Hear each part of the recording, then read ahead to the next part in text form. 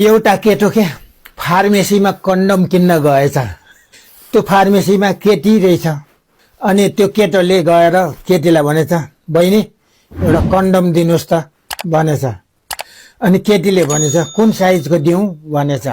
अनि केटाले भनेछ, खै थाहा भएन त भन्दै कटुभित्र हात हालेछ। उसले भेटाएछ सानो चाउरी परेको। ए बहिनी स्मल साइजको दिनुहोस् भनेछ। अनि केटीले कन्डम झिकेर दिएछ स्मल साइजको। पक्नुस् अलि ठुलो भएछ, अहिले त मिडियम साइजको दिनुहोस्।